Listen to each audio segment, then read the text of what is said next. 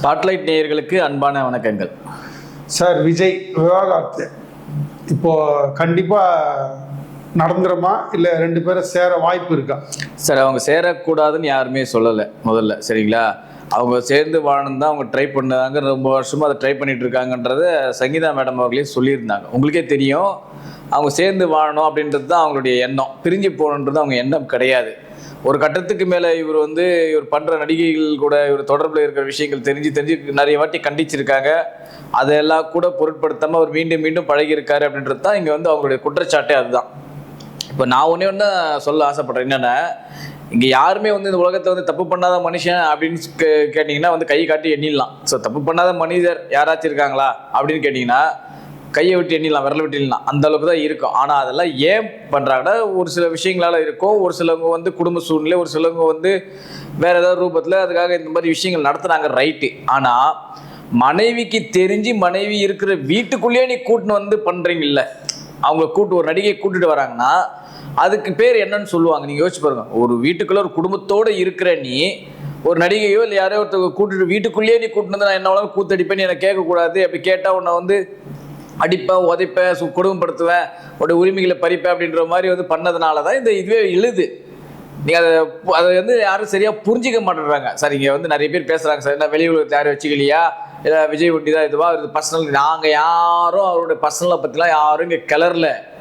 மேடை போட்டு தமிழ்நாட்டுக்கே நான் தான் விடிவெள்ளி, பெண்களுக்கு பாதுகாப்பே நான் தான் அப்படின்னு சொல்லும்போது உன் பொண்டாட்டியே பாதுகாக்க முடியலன்னு இங்கே கேள்வியை எழுப்புறாங்கல்ல. உன் ஒய்ஃபையே நீங்கள் ஒழுங்காக பாதுகாக்க பண்ணி நீங்கள் எங்கே தமிழ்நாட்டு மக்களை நீங்கள் பாதுகாக்க போகிறீங்க, தமிழ்நாட்டு பெண்களுக்கு நீங்கள் என்ன பாதுகாப்பு கொடுக்க போகிறீங்கன்றது தான் இங்கே எல்லாருடைய கேள்வியே எழுது.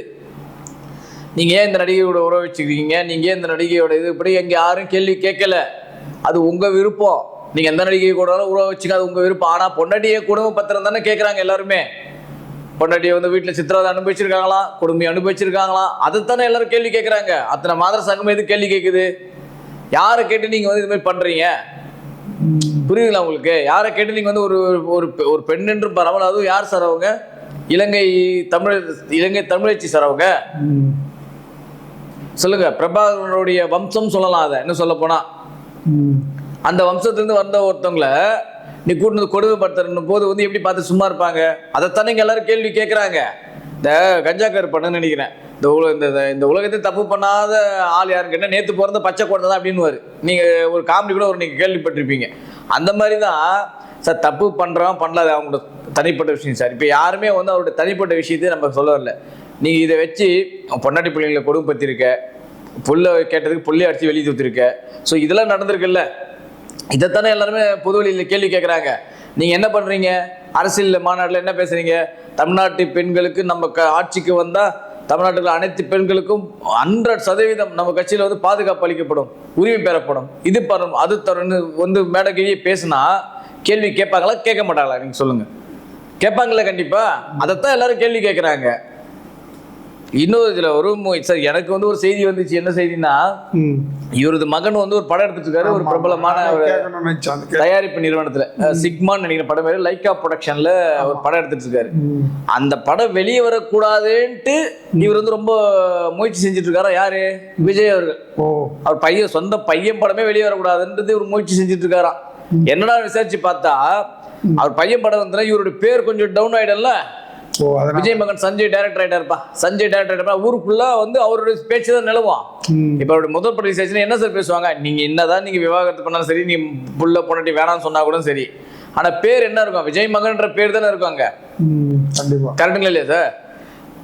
இப்போ தனுஷ் அவர்கள் ரஜினிகாந்த் அவருடைய மகளை விவாகரத்து பண்ணா கூட ரஜினிகாந்த் மருமகன்ற அந்த அடையாளம் அப்படியே தானே இருக்கும். முன்னாள் அப்படியே சொல்லணும், முன்னாள் மருமகன் சொல்லுவாங்க. அப்படியே இருந்தா கூட இல்லை ஒன்று விவாகரத்தான மருமகன், இல்லை ஐஸ்வர்யா ரஜினிகாந்துடைய முன்னாள் கணவர், இல்லை ஐஸ்வர்யா ரஜினிகாந்தோட விவாகரத்து பெற்ற கணவர், இப்படி அந்த பேர் அழியாது இல்லை என்ன பண்ணாலும் நீங்கள்.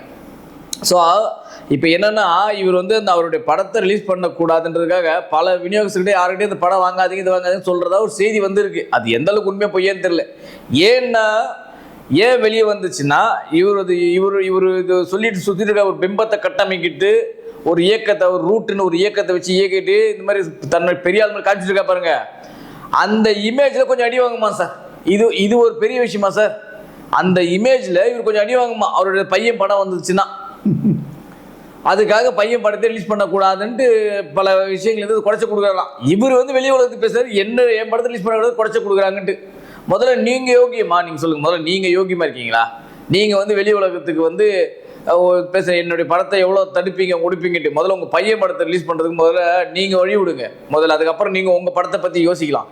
ஸோ எல்லா விநியோகஸ்தர்கிட்டையும் வந்து அந்த படத்தை வாங்கக்கூடாது. அந்த படத்தை ஏன்னா இவருக்கு முக்கால்வாசி பேர் இவருக்கு ஜால்ரா போடுற விநியோகஸ்தர் தானே இங்கே தமிழ்நாட்டில். ஒரு பிரகாஷ்பதி பேசி லிங்கா டைம்ல ஞாபகம் இருக்கா உங்களுக்கு? ரஜினிகாந்த் ஐக்கியன்னு ஒரு பிரகாஷ்பதி வந்தார், ஒருத்தர் சிங்கார வேலன்னு ஒரு பிரகாஷ்பதி. இன்னைக்கு அவர் எந்த கட்சியில் போய் பாருங்க, போஸ்ட் எங்க ஓட்டியா போய் பாருங்க, தெரியுதுங்களா? இப்போ இவரோட தில்லாலங்கண்டி வண்டவாளம் எல்லாம் வெளியில வருதுங்களா? இப்போ புரியுதுங்களா இவர் ஏன் வந்து இந்த அளவுக்கு வந்து இவர் மேலே விமர்சனத்தை வைக்கிறாங்கட்டு? ஏன்னா இவர் பண்ணது அற்று இணையமே கிடையாது. சினிமா துறையாக இருக்கட்டும், அரசியல் துறையாக இருக்கட்டும், ஏன் பொது வாழ்க்கைகளும் சரி, தன்னோட குடும்ப வாழ்க்கையிலும் சரி, இவர் பண்ணாத அற்று இணையமே கிடையாது. அதனால தான் எல்லாரும் இந்த கிழி கிழிக்கிறாங்க இவரை பிடிச்சி. வேற ஒன்றும் கிடையாது. நீ நல்லவனா இருந்தனா உங்களை யாரும் எதுவும் சொல்ல போகிறதில்ல. போயிட்டு இவனுக்கு போடுறானுங்க தருதலைங்க. கலைஞருக்கு 3 பொண்ணு, கலைஞர் 3 பொண்ணு ஊரே வாழ்ந்தாடுறா அவரு. ஒரு ஒய்ஃபுக்கு தெரியாம இன்னொரு ஒய்ஃப் கூட வாழல அவரு. இல்லை ஒரு ஒய்ஃபுக்கு தெரியாம இன்னொரு ஒய்ஃப் கூட அவர் வந்து ஓடி போல. அறிவு கட்ட பேசுறானுங்க உட்காந்துக்கிட்டு இவனுங்க. அதோட இன்னொரு பிரகாஷ்பதி ஒன்று போட்டிருக்கு, எனக்கு 26 28 வயதாகிறது, நான் விஜய் வேண்டும் என்று சொல்ல என் கணவரே வழி அனுப்பி வைப்பார். அவனா கணவனா இல்லை மாமாவா? அவன் எனக்கு புரியல. எனக்கு இல்லை இதே அந்த பொண்ணோட அண்ணனோ தம்பியோ இருந்தா ஏன் வழி அனுப்பிச்சு வைப்பான் அவன் பொண்டாட்டியே? அதை கேட்குறேன். ஒத்துப்பே நீ இப்போ உங்க அண்ணனுடைய சம்சாரமோ உன் தம்பியோட சம்சாரமோ இது மாதிரி சொல்லிச்சுன்னா உன் தம்பி அண்ணன் வழி வச்சு விட்டுருவே நீ முதல்ல? கேட்குற அறிவு வேணா இதுங்கெல்லாம் உட்காந்துக்கிட்டு. அந்த அளவுக்கு தான் இருக்குது இந்த கட்சியும். இவனுக்கு கேட்டால் வந்து எல்லாரோடைய பசங்களும் யோக்கியமாக இருக்கா, எல்லாரோடைய உத்தமர்களா, இவங்களாம் வந்து பேசுகிறாங்க, அவங்களாம் வந்து பேசுகிறாங்கன்றாங்க. இங்கே எவனும் நாங்கள் யோக்கியெல்லாம் சொல்ல வரலம்மா. ஆளுக்கு வந்து நீங்கள் மேடை போட்டு கிழிக்கிறீங்க பார்த்தீங்களா? மேடை போட்டு நாங்கள் தான் வந்து தீய சக்தி, தூய சக்தி, இந்த சக்தி, அந்த சக்தின்றீங்கல்ல, அதுக்கு தான் உட்காந்து இப்போ சொல்கிறாங்க. எல்லாரும் பதிலடி கொடுத்துட்டு இருக்காங்க. வேறு யாரும் இல்லை. இவன் நல்லவன் அவன் நல்லவன் ஆராய வேண்டியது வேலை கிடையாது. நீங்கள் உட்காந்து பண்ணி நான் தான் வந்து தூய சக்தின்றிய உங்கள் தூயத்தில் எவ்வளோ அழுக்கு இருக்குன்றது இப்போ எல்லாரும் வெளிச்சம் போட்டு காட்டுறாங்க.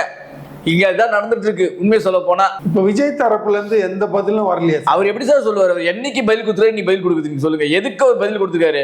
ஒரு 10 நிமிஷம் ஸ்கிரிப்டை எழுதி இப்போ பேப்பரில் படிச்சுட்டு போகிறாரு. தஞ்சாவூர் மீட்டிங்ல என்ன நடக்க போகுது? 10 நிமிஷம் ஸ்கிரிப்டை பாங்கி படிச்சுட்டு போகிறாரு. மறுபடியும் சொல்றேன், 2 பேர் தான் போட்டி. ஒன்று டிஎம்கே, இன்னும் ஒன்று டிவிகேன்னு சொல்ல போறாரு. உங்களுக்கு நீங்களே முடிவு பண்ணீங்க, தூய சக்தி வேணுமா தீய சக்தி வேணுமா அப்படின்னு ஒரு 10 நிமிஷம் விரிவாக்கம் பண்ண போறாரு. வேற என்ன பேச போறாரு? வேற என்ன பேச போறாரு நீங்க சொல்லுங்க. இதை தாண்டி வேற என்ன பேச போறாரா? ஒன்றும் பேச போறது கிடையாது. கோர்ட்ல ஆஜராவாரா? கண்டிப்பா சார். கோர்ட்ல வந்து ஆர்டர் கொடுத்தா ஆஜராகதான் சார் ஆகணும். ஆஜராக மாட்டேன். நான் தனி உலகத்தில் வாழ்ந்துருக்கேன், எனக்குன்னு ஒரு சட்டம், எனக்கு ஒரு நாடுன்னு உட்காந்து இன்னும் அடிச்சு இழுத்து போவாங்க. வந்து உண்மையை சொல்ல போனால் கோர்ட்டில் ஆர்டர் கொடுத்தா நீங்கள் வந்து போய் தான் ஆகணும். கோர்ட்டுன்னா போய் தான் ஆகணும், வேறு வழியே கிடையாது. இப்போ இது வந்து விவாகரத்து முடிவாயிடுச்சு, அந்த அம்மா இது பண்ணிட்டாங்க சார். விவாகரத்து முடிவாக தான் ஆகலைன்னு நம்ம சொல்ல வரல சார். வீட்டில் வந்து பொண்டாட்டியை வந்து அந்த அளவுக்கு கஷ்டப்படுத்துற அந்த அம்மா வந்து அவ்வளோ இதாக பண்ணி அந்த அறிக்கையில சொல்லியிருக்காங்க.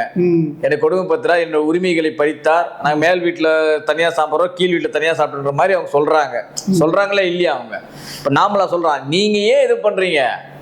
ஒன்று வேணான்னா விட்டுட்டு வந்து உங்களுக்கு பிடிச்ச நடிகை கூட இருந்துட்டு போங்க. மனைவி மகன்களை ஏன் துன்புறுத்துறீங்க அப்படின்னு தானே கேள்வி கேட்குறாங்க எல்லாரும் கேட்கறதா தானே. மனைவி மகன்களை நீங்க ஏன் துன்புறுத்துறீங்க? உங்களுக்கு பிடிக்கல விட்டுட்டு போங்க, எதுக்கு அவங்களை துன்புறுத்துறீங்க அப்படின்னு தானே கேள்வி. அது நீ வந்து மேடை போட்டு நான் தான் வந்து பெண்களுக்கு பாதுகாப்பு கொடுப்பேன் தமிழ்நாட்டில் பேசும்போது கேள்வி எழுமோ எழாதான்? எழுதில்ல, அதைத்தான் எல்லாரும் கேள்வி கேட்குறாங்க, வேற எதுவும் இல்லை. அது யார் அந்த பெண்ணு சார்? அது என்ன சார், ஊர்வலத்துக்கே தெரியும் சார். இந்த இதில் என்ன பயம் இருக்குது? திரிஷா தான், அவங்க தானே தெளிவாக போட்டிருக்காங்க. வெளிநாட்டு செல்லும்போது புகைப்படங்களை பகிர்வது, புத்தாண்டு புகைப்படங்களை பகிர்வது அவங்க தான் தெளிவாக சொல்லியிருக்காங்க. யார் போட்டாங்க? ஊர் உலகத்துக்கே தெரியுமே. வாயால சொல்லலை சார். ஊர் உலகத்துக்கே தெரிஞ்ச விஷயத்தை எப்படி சார் வந்து வாயால் சொல்லுவாங்க அவங்க? நீங்க சொல்லுங்க. அவங்க மேற்கொண்டு அழுத்தம் இருந்தால், என் கணவர் இதை சம்பந்தமாக அழுத்தம் கொடுத்தால் நான் அந்த நடிகை பெயரை வெளியிடுவேன், மேலும் புகைப்படங்கள் வெளியிடுவேன்றாங்க அவங்க உட்காந்துக்கிட்டு.